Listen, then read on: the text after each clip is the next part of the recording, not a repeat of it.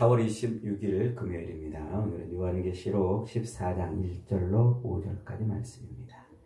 여자와 더불어 더럽히지 아니한 자라는 제목입니다. 여자와 더불어 더럽히지 아니한 자.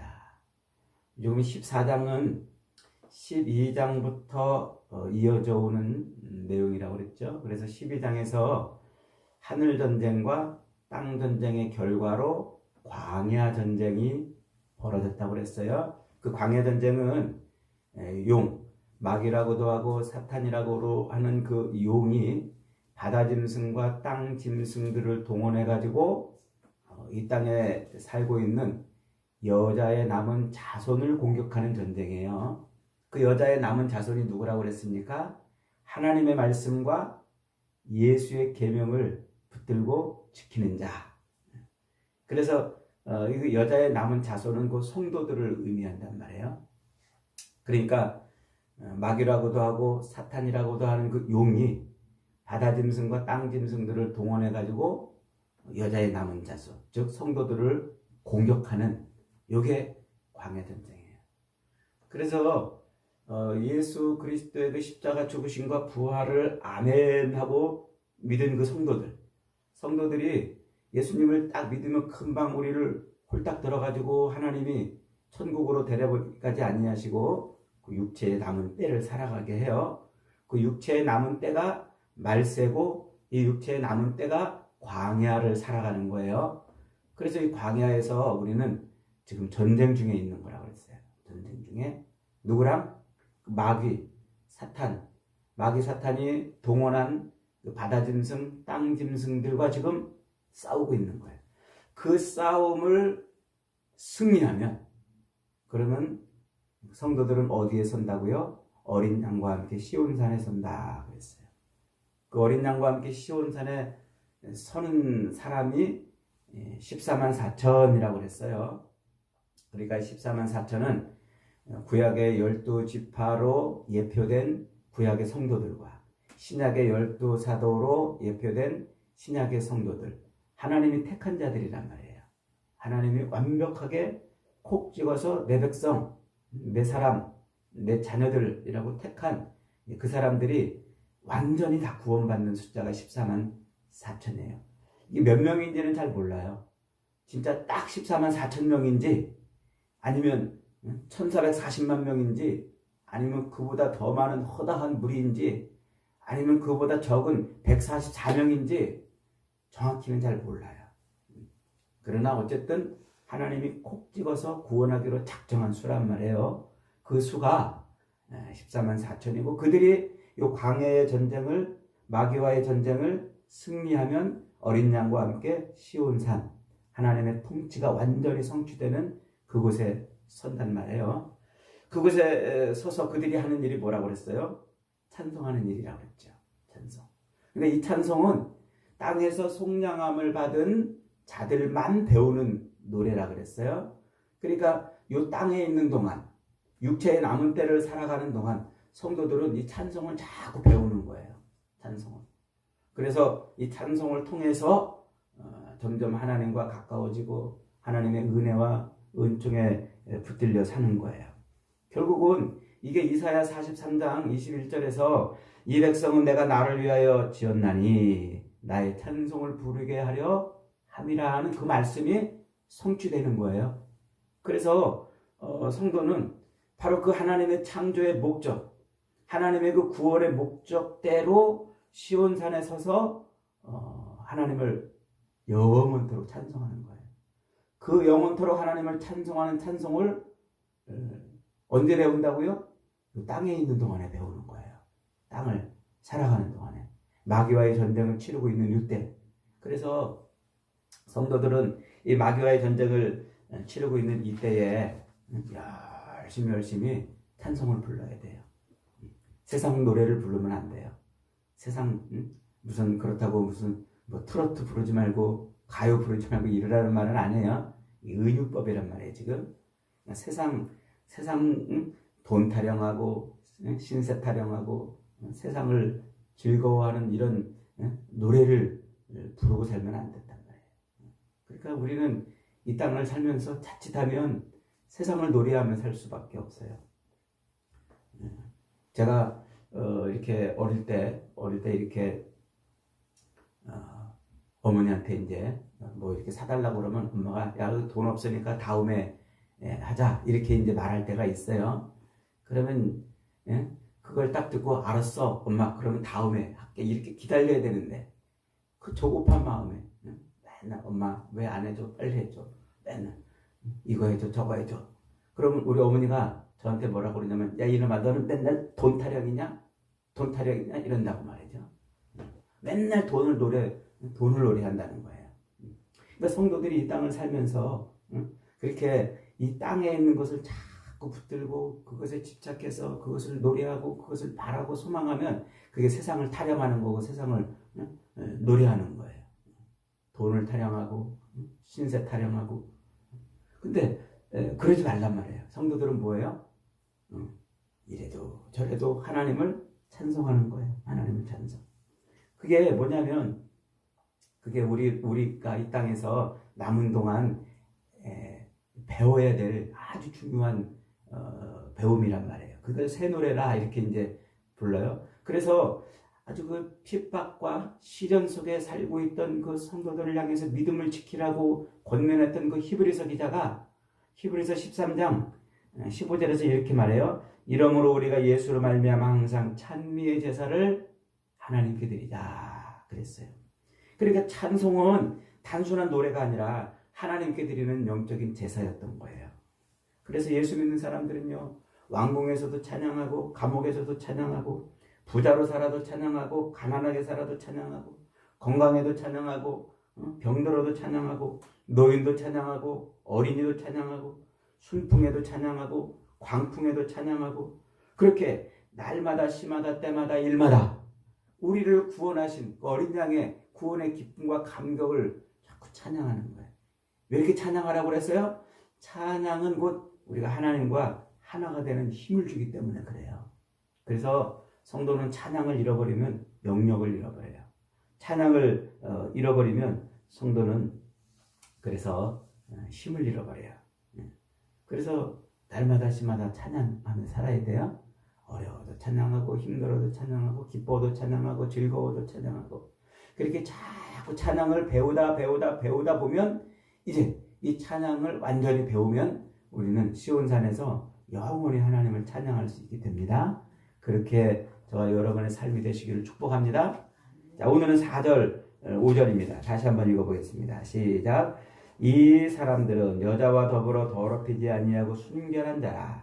어린 양이 어디로 인도하든지 따라가는 자며 사람 가운데서 속량함을 받아 처음 입은 열매로 하나님과 어린 양에게 속한 자들이니 그 입에 거짓말이 없고 흠이 없는 자들이라. 이 사람들이 누구예요? 지금 시온산에서 어린 양과 더불어 시온산에 서서 하나님을 찬양하는 사람들이에요.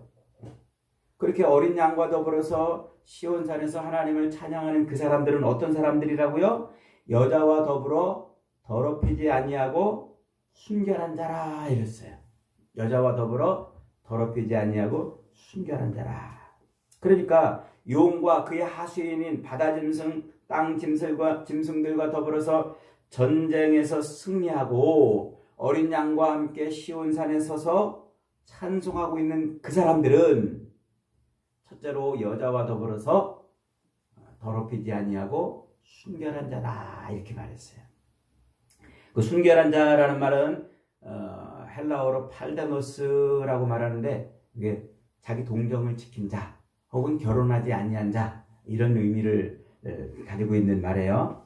그래서 이 성경을 문자적으로 해석하는 이 세대주의는 요 계시록을 문자적으로 해석한다고 그랬죠. 그래서 계시록을 가지고서 7년 대환란이 있을 것이고 예수님이 공중재림에서 휴거가 있을 것이고 이러면서 이제 막 성경을 그렇게 해석하는 사람들이라고 그랬어요. 이 7년 대환란, 휴거 이런 걸 말하는 사람들은 거의 이단에 가까운 사람들이에요. 그런 이 계시록을 읽다가 휴거가 어쩌고저쩌고 이러면 저 사람은 이단에 가까운 사람이구나 이렇게 이해를 하시면 됩니다. 자, 그런 사람들은요 지금 요 구절을 가지고 뭐라고 그러냐면 결혼하지 말아야 된다 이렇게 말해요. 결혼하지 말아야 된다. 여자와 더불어서 정결을 순결을 지켰다고 하는 결혼하지 않았다 이 말이라고 지금 해석을 하는 거예요. 참 그 어리석고 미련한 사람들인 것 같아요. 그 지금 성경은 우리에게 결혼을 하지 말라고 하는 적이 없잖아요. 오히려 히브리서 13장 4절에서는요. 모든 사람은 결혼을 귀히 여기고 침소를 더럽히지 않게 하라. 결혼을 이렇게 부정하거나 하지 말라고 한 성경이 없어요. 결혼은 오히려 축복된 것이고 이 결혼이라는 은유를 통해서 그리스도와 우리 성도들을 결혼하는 혼인 잔치로 이렇게 말세를 설명하는 게 또 계시록이란 말이에요. 그리고 만약에 이제 이 구절을 그렇게 결혼하지 말아라 이렇게 한다면 여자와 더불어 더럽히지 않았다 이렇게 말하는데 그럼 여자들은 어떻게 되는 거예요? 여자와 더불어 더럽히지 않았다 그러면은 뭐 동성애를 했다는 얘기입니까? 안 했다는 얘기입니까? 그리고 여자들은 이 말씀에 해당되지 않아요? 여자와 더불어 결혼하지 않았다 그러면 남자들은 여자와 더불어 결혼하지 않았다 이게 그렇게 말할 수도 있겠다 그렇게 하지만 그 여자들은 어떻게 돼요? 여자들은 이 구절이 해당이 안 되는 구절인가요? 그러니까 이 구절은 그렇게 문자적으로 결혼을 금하는 구절이라 이렇게 해석하면 안 돼요. 그건 미련하고 어리석은 거예요. 과거에 저 구약에서 이스라엘 백성들에게 하나님이 집요하게 요구했던 게 뭐예요? 그 영적인 순결이었잖아요. 영적인 순결. 그래서 이 구약 성경에서는요. 이스라엘 백성들이 이방 신이나 우상을 섬기는 행위를 뭐라고 불렀냐면 음행이라고 불렀단 말이에요. 음행. 이게 메타포죠. 은유. 이게 은유법이란 말이에요. 그러니까 이런 구약 성경에서 이런 개념들이 아주 성경은 이런 개념을 공들여 만들어내요. 이런 은유 메타포를요. 그런 은유법을 만들어내가지고 요것을 어디로 갖다가 모으냐면 요한계시록에서 다 이렇게 모아가지고 말세를 설명하는 거예요. 그러니까 계시록은 그렇게 성경에서 공들여서 만들어진 그 은유들을 이제 갖다가 말세에 우리 성도들의 삶을 설명하고 표현하는 데 쓴단 말이죠. 그러니까 말세를 사는 성도들이 하나님을 떠나서 우상을 섬기는 행위를 뭐라고 표현한다고요? 그걸 음행하는 것이다. 자기를 더럽히는 것이다. 이렇게 말한단 말이에요. 성도들의 믿음을 흔들어서 하나님을 떠나게 유혹하는 그런 마귀 사탄의 하수인을 그래서 뭐라고 표현하냐면 저 뒤에 가면은 음녀라고 표현해요. 음녀. 그래서 요한계시록 17장 1절로 5절에 가면 이런 표현이 있어요. 7 대접을 가진 7 천사 중 하나가 내게 와서 말하여 이르되 이리로 올라오라. 많은 물 위에 앉은 큰 음녀가 받을 심판을 내게 보이리라. 땅의 임금들도 그와 더불어 음행하였고 땅에 사는 자들도 그 음행의 포도주에 취하였다. 그 여자는 자줏빛과 붉은 빛 옷을 입고 금과 보석과 진주로 꾸미고 손에 금잔을 가졌는데 가증한 물건과 그 음행의 더러운 것들이 가득하더라. 그래요. 그러면서 그 여인의 이마에 이름이 기록됐는데 큰 비밀이라 큰 바벨론이라 땅의 음녀들과 가증한 것들의 엄이라. 이렇게. 그러니까 말세는 뭐라는 얘기예요? 말세는 이 음녀가 판을 치는 세상이란 말이에요. 음녀가 활개치고 세력을 떨쳐서 큰 영향력을 행사하고 있는 때, 그래서 태양을 피해서 살 수 없듯이 이 땅에 살고 있는 모든 사람들은 이 음녀의 영향력을 벗어날 수 없다는 얘기예요. 뒤에 가면 이제 한 번 더 설명하겠습니다만, 그래서 땅의 임금들도 그로 더불어 음행하였고 땅에 거하는 자들도 그 음행의 포도주에 취했다. 이렇게 말하고 있어요. 그러니까 이게 지금 무슨 소리냐면 그 옛날 이스라엘 백성들 이들이 하나님 앞에 지은 가장 큰 죄 중에 하나가 뭐냐면 하나님이 아닌 우상을 섬기는 거였단 말이에요. 그 우상을 섬기는 그것을 음행한다, 행음한다 이렇게 계속 표현을 해봤단 말이에요. 예레미야 2장 20절에 보면 네가 옛적부터 네 멍에를 꺾고 네 결박을 끊으며 말하기를 나는 순종하지 아니하리라 하고 높은 산 위에서와 푸른 나무 아래서 너는 몸을 굽혀 행음하였다. 이렇게 말해요. 그 다음에 이제 호세아서 9장 1절에 가면은 네가 옛적부터 죄송합니다. 이스라엘아 너는 이방 사람들처럼 기뻐 뛰놀지 말라. 네가 음행하여 네 하나님을 떠나고 각 타작마당에서 음행의 값을 좋아하느니라. 이렇게 말해요. 그러니까 이스라엘을 향해서 하나님이 아닌 우상을 섬기는 행위를 뭐라고 그런다고요? 그것을 음행한다. 혹은 행음한다. 오늘 계시록 표현에 보면은 여자와 더불어서 자기를 더럽혔다. 이렇게 말하는 거예요. 그러면 우상을 섬기고 그 하나님이 아닌 우상을 섬기고 우상을 붙들고 살아가는 것을 행음한다. 또 간음한다. 혹은 또 음행한다. 혹은 또 여자와 더불어 자기를 더럽혔다. 이렇게 표현을 하는데 그러면 이 우상을 왜 섬기는 거예요? 우상을.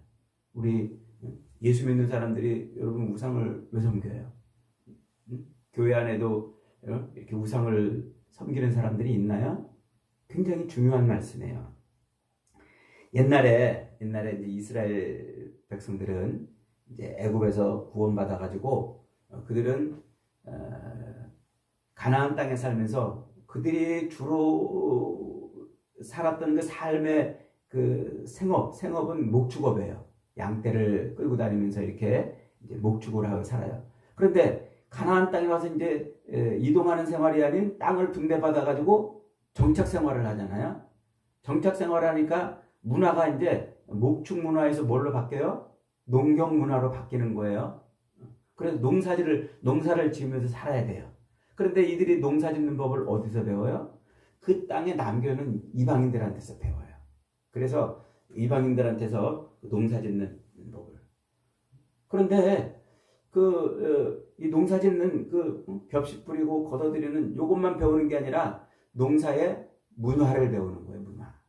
바알 신에게 제사하고 그리고 농사를 걷어들이고 그것을 또 바알 신에게 갖다 축제를 하는 그런 문화를 배우는 거예요. 그래서 이스라엘 백성들 의식 속에 무슨 의식이 들어왔냐면 목축업을 할 때는 하나님 여호와 하나님을 섬기는 것이고 농사를 지을 때는 바알과 아세라를 섬기는 것이구나. 이런 의식이 들어온 거예요.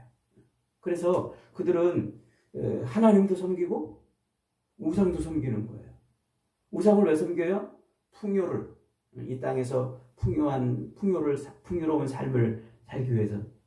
그래서 이방인들이 자기 바알과 아세라 신전에 가가지고 거기서 그 신전에서 일하는 사제들하고 이제 음행한 짓을 해요. 그 음탕한 짓을. 그러면 그 바알과 아세라 신이 자기 그 신전에서 그 이제 사제들과 제사를 드리러 온 사람이 그래 음탕한 짓을 하고 있는 거 이렇게 보고서 그 음탕한 짓을 보고서 이 신들이 기뻐가지고 즐거워가지고 신들도 같이 그런 음탕한 짓을 해요. 그래서 바알과 아세라 여신과 남신이에요. 그렇게 신들이 그런 행위를 하면 밑에 신전에서 인간들이 그렇게 음탕한 행위를 하는 것처럼 그런 음탕한 행위를 하면 그러면 그 신들이 그렇게 행위를 하는 것 때문에 땅에 비도 내리고 땅에 풍요도 오고 그러는 거예요. 그러면 그것 때문에 이제 풍족한 비와 또 햇빛과 뭐 이런 것 때문에 곡식이 잘 자라면 그걸 걷어가지고 다시 그 신전에 가가지고 또 뭐예요? 이제 추수감사 제사를 드려요. 요게 행음의 값을 좋아한다 이 말이에요. 그러니까 우상을 섬겨가지고 우상을 섬긴 대가로 복을 받으면 그걸 가지고 또 다시 신전에 가서 또 그걸로 이렇게 신 앞에 제사를 드리는 이런 행위들. 이게 하나님이 가증히 여기시는 이스라엘의 음탕한 짓이었단 말이에요. 이방인들을 따라 사는 그런 일이었단 말이죠. 그걸 하나님은 너무너무 가증스럽게 여기신 거예요. 그래서 호세아서 9장 11절로 12절에서는 이렇게 선언하십니다. 에브라임의 영광이 새같이 날아가리니 해산하는 것이나 아이베는 것이나 임신하는 것이 없으리라. 혹 그들이 자식을 기를지라도 내가 그 자식을 없이 하여 한 사람도 남기지 아니할 것이라. 내가 그들을 떠나는 때에는 그들에게 화가 미치리로다. 그러니까 그런 음탕한 짓에 아주 쩔고 쩔었던 그 북이스라엘, 그 이스라엘을 향해서 하나님이 호세아 선지자를 보내가지고, 야, 너 저 창녀 고멜을 데려다가 네 아내 삼아가지고 이스라엘 백성들에게 내 말을 경고하거라 그러잖아요, 호세아서가. 그런데 호세아가 그 창녀를 데려다가 자기 아내로 삼았는데 이 여자가 훌떡 또 다른 남자한테 가요. 또 가서 데려오면 또 훌떡 가요. 그러면 이제 속전을 주고 이제 돈을 주고 이제 이렇게 데려와가지고 하나님의 말씀을 선포하는 게 이제 호세아서란 말이에요. 그 호세아서에서 하나님이 말씀하시는 게 뭐냐면, 지금 그 창녀 고멜처럼 이스라엘이 그런 모습을 살고 있다. 하나님을 남편으로 삼아가지고 하나님과 이렇게 같이 있어야 되는데, 금방 딴 데 가서 딴 남자 만나고 또 데려오면 또 딴 남자 만나고, 이 북이스라엘이 그랬다는 거예요. 그들을 향해서 하나님이 뭐라고 말씀하시냐면, 야 에브라임아, 네 영광이 이제 새같이 날아가리라. 너에게는 이제 해산하는 것이나 아이 베는 것이 없을 것이다. 이렇게 말해요. 저주죠, 저주. 그러니까 이제 이스라엘에게는 뭐가 없어요? 아기 베는 일이 없다는 말이에요. 아기를 해산하는 일이 없어요. 그러면 이것은 이중적이에요. 다음 세대가 안 나오는 거예요. 자식들이 안 나오는 거예요. 출산이 멈춘 거예요. 그러면 자연스럽게 이스라엘은 대가 끊기겠죠?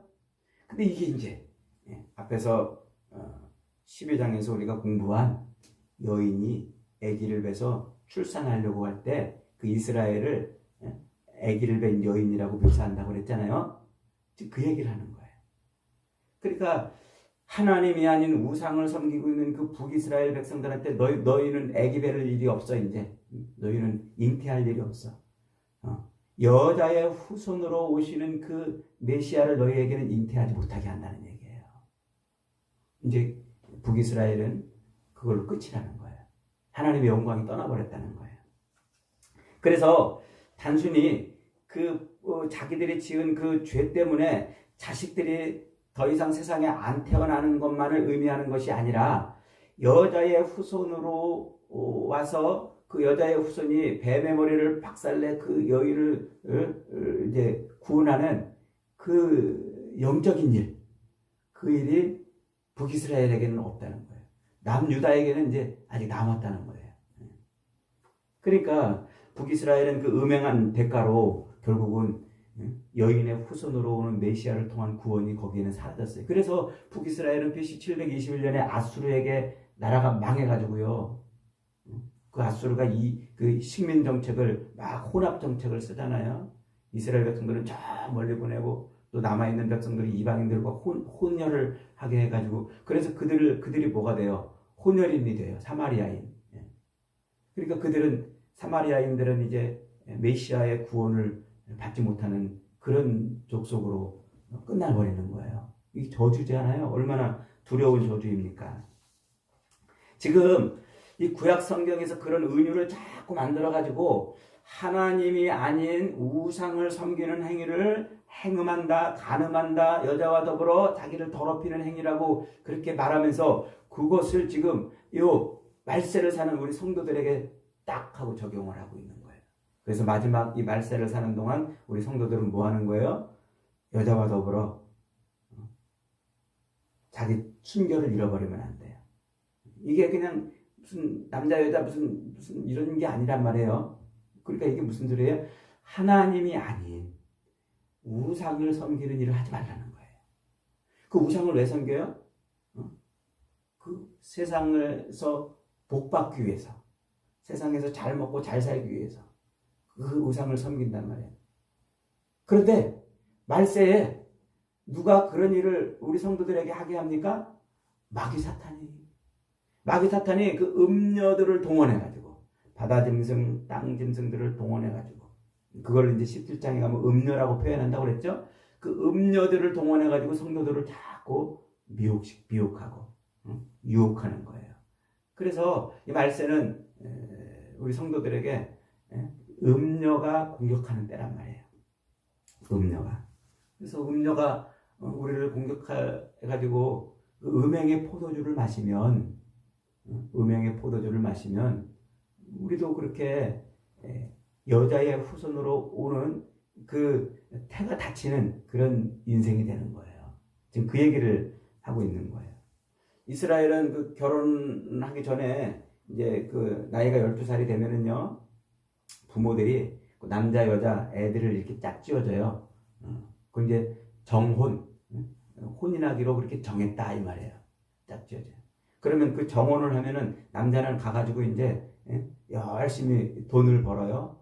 그 신부를 데려오려고. 그것은 신부를 돈으로 산다는 게 아니라 율법에 따른 속전을 의미하는 거예요. 그래서 이 호세아도 고멜을 데려올 때 은전 30냥 가지고 속전을 주고 데려오잖아요. 예수님도 은전 30냥을 유다에게 주고서 십자가에 못 박혀 속죄의 속전으로 우리를 구원하는 거 아닙니까?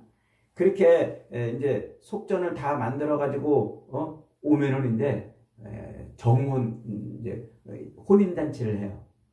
혼인 잔치를 딱 벌이고서 그리고서는 이제 신랑이 신부를 데리고 살 집을 마련하러 정표를 주고서 이제 떠나요. 그러면 이제 신부는 자기 신랑이 준 그 증표를 가지고서 신랑이 집을 처소를 다 마련할 때까지 기다리는 거예요. 요게 지금 우리 그리스도인들과 예수님의 관계예요. 예수님이 우리에게 성령을 증표인 성령을 주시고 지금 처소를 예배하러 가셨잖아요. 이제 재림하실 때가 됐단 말이에요. 그러면 우리 성도들은 주님의 재림을 기다리고 있는 뭐가 되는 거예요? 신부인 거예요. 신부. 그래서 주님의 재림을 기다리는 신부로 거룩한 삶을 살아야 돼요. 그 거룩한 삶이 뭐예요? 그것이 우상을 섬기지 않고 세상 이런 것 저런 것에 매몰되어 그것을 얻으려고 몸부림치지 않는 삶이란 말이에요. 그러니까 우리 인생은 뒤에 가서 한 번 더 설명합니다만 우리 인생은 뭐라는 거예요? 신부 대기실. 우리 육체의 남은 때를 살아가는 동안은 요게 지금 신부 대기실에 있는 거예요. 여러분 신부 대기실에 있는 신부가 하얀 드레스를 입고 뭐 하고 있어요? 이제 결혼식 하려고 준비하고 있잖아요. 신부 대기실에 앉은 신부가 이제 조금 있으면 저 신랑하고 결혼해야 되네. 안 되겠다. 내가 즐기지 못한 거 더 즐기고 와야지. 이러고서 그 드레스 벗어놓고 나가서 막 즐기다 오는 신부가 어디 있어요? 신부 대기실은 거룩하게 자기를 단장하고 있어야 된단 말이에요. 그게 지금 이 얘기를 하고 있는 거예요. 그러니까 요 14만 4천 어린 양과 더불어서 시온산에서 찬송을 부르고 있는 이 사람은 땅에 있는 동안 자기를 더럽히지 않았단 말이에요. 신부 드레스를 벗지 않고 신부 대기실에서 자기를 정결케 했다는 말이에요.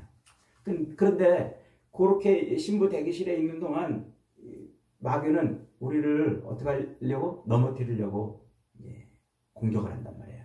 그래서 마귀가 쓰는 그 무기가 앞에 소개가 됐었잖아요. 말세에 마귀가 휘두르는 무기. 첫째 참소, 두 번째 핍박, 세 번째 미혹, 네 번째 신비력. 이 미혹을 할 때, 미혹할 때 세 가지 미끼가 있다고 그랬잖아요. 돈과 성과 권력 이런 걸로. 그래서 이런 것에 빠져가지고 그래서 하나님이 아닌 세상 것에 붙들려 살면 그걸 자기를 더럽힌 것이라고 그렇게 말을 하는 겁니다. 사랑하는 여러분, 우리는 이 땅을 사는 동안요, 그 음녀가 호리는 그 무기, 음녀의 매력에 빠지면 안 돼요. 우리는 그리스도 예수, 어린 양 대신 예수 그리스도의 매력에 빠지는 사람이에요. 그래서 예수 그리스도의 그 십자가를 붙들고 그리스도의 장성한 분량이 충만한 데까지 자라가야 되는 사람들이죠. 그래서 우리는 이 음녀의 매력에 빠져서 우상을 섬기는 자들이 아니라 세상에 빠지는 자들이 아니라 더욱더 어린 양의 매력에 빠져 살아야 됩니다. 천국과 하나님에 대한 갈망, 신랑에 대한 소망으로 충만한 삶을 살아야 되는 거예요. 그래서 예수님이 우리에게 이렇게 말씀하셨어요. 한 사람이 두 주인을 섬기지 못할 것이니 혹 이를 미워하고 저를 사랑하거나 혹 이를 중히 여기고 저를 경히 여김이라 너희가 하나님과 재물을 겸하여 섬기지 못할 것이다. 사도 야고보도 이렇게 권면했어요. 야고보서 4장 7절로 8절에서 그런즉 너희는 하나님께 복종할지어다. 마귀를 대적하라. 그리하면 너희를 피하리라. 하나님을 가까이 하라. 그리하면 너희를 가까이 하시리라. 죄인들아 손을 깨끗이 하라. 두 마음을 품은 자들아 마음을 성결하게 하라. 그랬어요. 사도 바울도 골로새서 3장 1절에서 이렇게 권면합니다. 그러므로 너희가 그리스도와 함께 다시 살리심을 받았으면 위의 것을 찾으라. 거기는 그리스도께서 하나님 우편에 앉아 계시느니라. 위의 것을 생각하고 땅의 것을 생각하지 말아라. 이는 너희가 죽었고 너희 생명이 그리스도와 함께 하나님 안에 감추었음이라. 그러므로 우리 성도들은요, 늘 뭘 바라봐야 돼요? 다시 오실 신랑을 바라보는 거예요. 그래서 이 신랑에 대한 기대와 소망이 늘 가슴에 가득 차 있어요. 신부 대기실에 앉아있는 신부가 이제 곧 결혼할 신랑에 대한 생각을 버리고 뛰쳐나가가지고 아직 못다한 못 즐긴 그런 것들을 다 즐기고 오겠다고 그렇게 나가면 그게 자기를 더럽히는 것이라 말하고 있는 거예요. 여러분, 죄를 품고 욕망을 품고 세상을 품고 두 마음을 품다가 그렇게 망하는 인생들이 많습니다. 그러나 우리는 하나님을 품고 그리스도를 품고 십자가를 품고 하늘 소망을 품고 살아야 돼요. 그래야 마귀 사탄의 음녀의 공격을 이길 수가 있습니다. 말세에 저와 여러분들은 우리를 호리려고 하는 그 음녀가 주는 포도주를 받아 마시는 것이 아니라 아들을 십자가에 매달아 죽기까지 사랑하신 하나님의 사랑을 배부르게 먹기를 바랍니다. 그래서 다시 오실 신랑을 기다리는 거룩한 신부의 삶을 살아내시는 저와 여러분이 다 되시기를 주님의 이름으로 축복합니다.